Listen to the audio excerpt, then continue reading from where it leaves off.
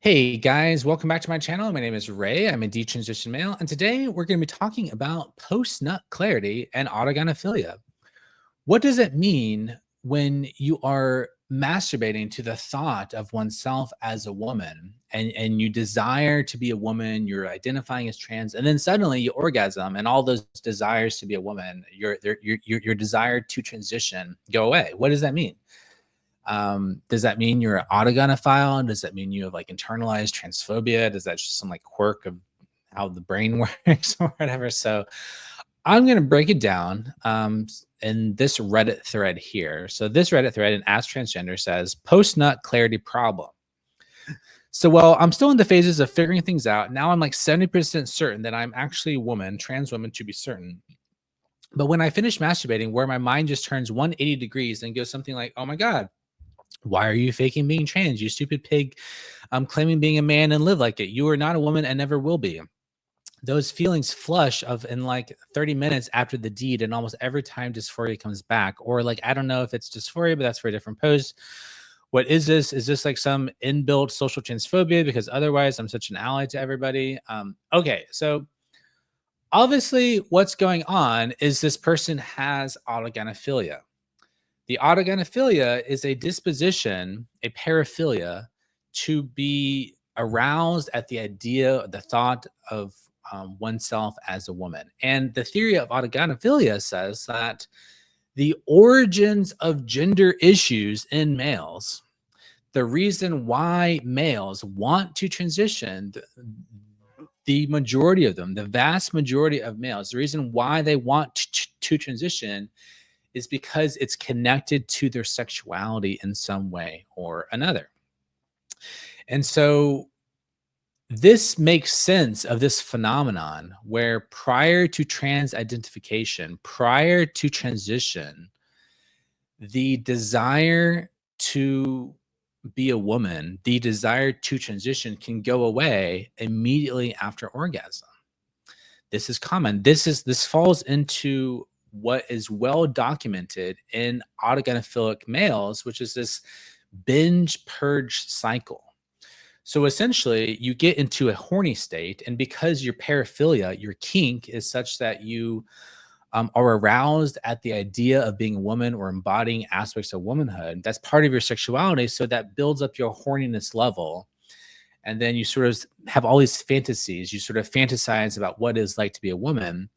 And then, so this is part of your sexuality. It's building up, it's building up. You have these erotic fantasies about being a woman. And it's all great. And then you sort of are masturbating to the thought of being a woman. And then you orgasm. And then it makes sense that like immediately after orgasm, your sexual desire abates. Your sexual desires go away. And since the gender issues are fundamentally tied up with your sexuality, with your sexual desires, it makes sense that your desire to be a woman would also diminish as your sexual desire diminishes. So if your desire to be a woman comes from your sexual desires, when your sexual desires reduce, it should make sense that your desire to be a woman goes away as well. So there's a correlation.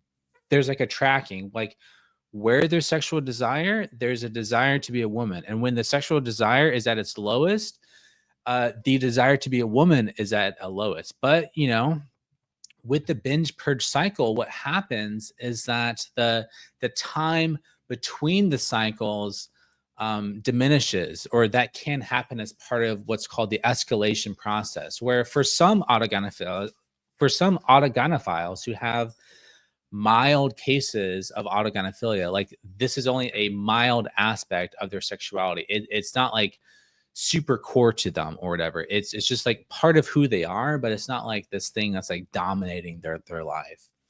In those cases, you can have a binge and then a purge, and then your next binge isn't for like another 6 months. But then like it can be like 5 months, and then 4 months, and then 3 months, and then 2 months, 1 month, and the next thing you know, you're going through these binge purge cycles rapidly. And so these sexual desires for transition sort of transform themselves into full-blown identity issues, full-blown psychological crisis of identity. Your sort of autobiographical narrative self-identity starts to break down as you have essentially like a midlife crisis or something like this. And so then like that can your egg will crack and then you'll start the transition process.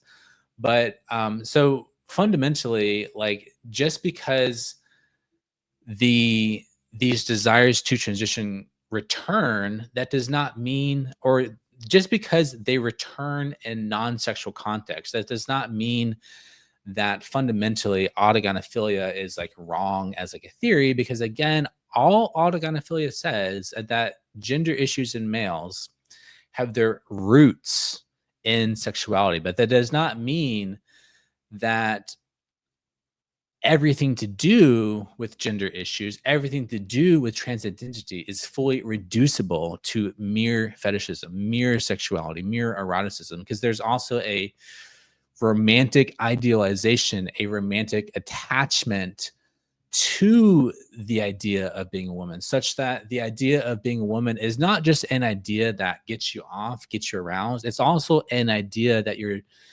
deeply emotionally attached to this fantasy, to this self-concept. Essentially, the sexual desire builds up a self-concept in your mind. This desire to be a woman transforms itself into an autobiographical identity, such that your desire to be a woman becomes an identity. You identify as desiring to be a woman.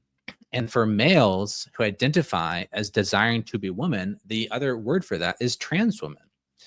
And once you get that reification, that solidification of the desire into the identity, it can start to drive behavior changes in non-sexual contexts, such that you want to transition and live as a woman, not just like in the heat of the moment, but also in like non-sexual contexts as well. Because it's commonly said that, oh, well, if you desire to be a woman, or if you desire to be a woman going to the grocery store, going to the bank, or running an errand or whatever, or if your fantasies about being a woman, constitute, or involve non-sexual context, then that's proof that it's not actually autogynephilia. It's like you're truly trans. But think about the context of a heterosexual male having a fantasy about getting married, or going on a nice date with their spouse or something. It's like, they can have a fantasy about how nice it would be to be, romantic, or to cuddle, or to watch a movie, or to go on a date, to hold hands. So you can have a heterosexual male who has fantasies about non-sexual acts. They fantasize about, going on vacation with their future wife or something, or their future girlfriend. So, but that fantasy is still ultimately rooted in heterosexuality. So similarly with autogynephilia, just because you have fantasies that involve non-sexual context, it does not mean that psychologically, mentally, the origins of those fantasies don't come from your sexuality. So, okay, so let's see what the commenters had to say about this post-nut clarity problem. Because trans Redditors are well known for going through incredible mental gymnastics to explain away what's clearly evidence for autogynephilia, with these elaborate, it's like folk science. It's like folk psychology. They're just kind of making it up. But it's like a post hoc rationalization of their feelings to explain it away, to explain why gender issues actually don't stem from sexuality. Okay, so top comment says, having an orgasm is just your brain making drugs that make you euphoric. When the drugs stop, you have a crash and feel bad. When you feel bad, negative thoughts surface. There's even a term for this, post-coital tristesse, A lot of people experience it sometimes. It has nothing to do with being trans, and it is made worse by existing psychological issues like depression or gasp, gender dysphoria. Okay, so yes, when you orgasm, you sort of your mood changes. But if a heterosexual male um orgasms, they don't suddenly have an identity crisis. Like, you don't have an identity crisis after orgasm. I'm sorry, you don't. Like, you may be in like a slightly negative mood, but like, you're not going to have an identity crisis immediately after orgasm. That's not what happens. So the fact that you can be 70% certain that you're a trans woman, which is a fundamental deep identity issue, and then you orgasm, and then suddenly your fundamental desires for your fundamental aspect of who you are in your life, like, fundamentally do a 180. That's not just having like negative thoughts. That's indicative of a deeper psychological process, a deeper issue, because you don't see this in other cases. You don't see heterosexual males, regular men, having fundamental identity crises. What usually happens is with the post nut clarity. So post nut clarity usually means that you're so horny that you lower your standards. So the classic example of post nut clarity is a man is horny and has sex with a woman he does not actually find attractive. He orgasms and then has clarity. It's like, oh, actually, I'm not turned on by this. I was only turned on to this because I was so horny. Or the other classic example is like,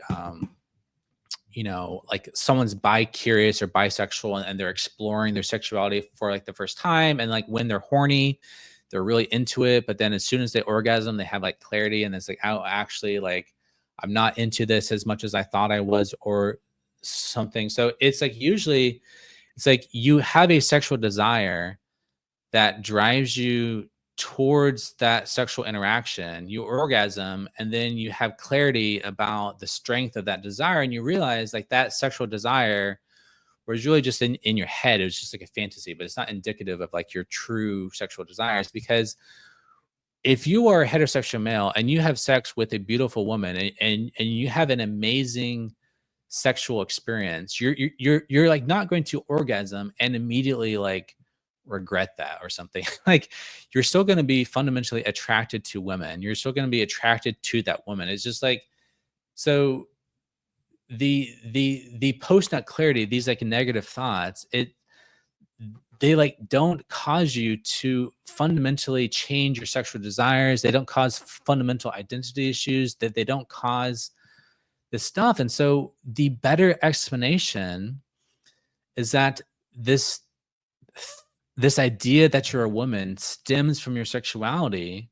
And then once your sexual desires are at their lowest point, your desire to be a woman is also at its lowest point.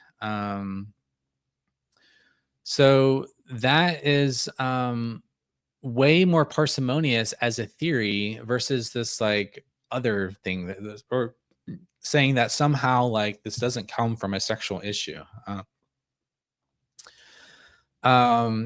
So this person says, I struggled with my transness being a kink for a long time. Same thing. The post nut clarity didn't help. Yes. So this is very common for autogynephilia. The vast majority of autogynephilias, or of the vast majority of autogynephiles, report that their transness started as just a fetish, started as just a kink, which is why it's incredibly common to see threads in Reddit asking the question, am I trans or is it just a fetish? This is incredibly common. Even the gender dysphoria Bible and all these like, gender dysphoria resources for trans feminine people on the internet, they always talk about this question. They always talk about this question of kink, because this is a pattern. This is a definite pattern in the trans community. Like this is not some one-off aberration. This is not some random thing. This is not just some like yeah, it's like not some statistical deviation. It's like this is normal. This is the normal experience of trans women. Like once you're in the community of trans women long enough, you will know that this idea of struggling with trans as being a kink is common. That is the common narrative, which is why autogynephilia is just true. It's just true. And there's a massive cover up campaign, a massive denialism claim because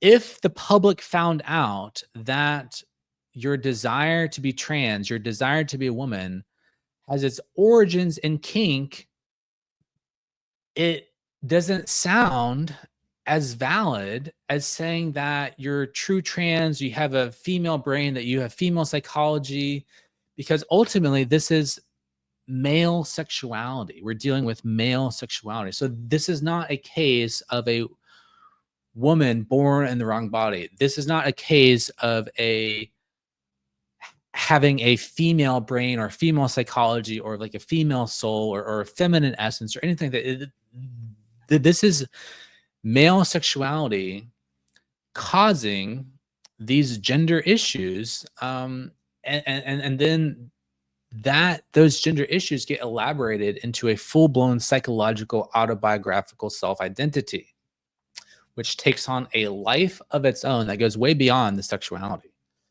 But that does not mean that the origins of this aren't in sexuality, which is what the theory of autogynephilia is. It's a theory of etiology. Etiology has to do with the causal origins of where a phenomenon comes from.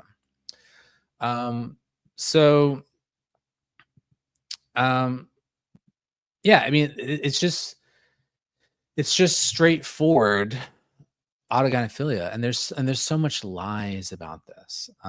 So all right, well, that's it for this video. Thanks for watching. Take care, and bye bye.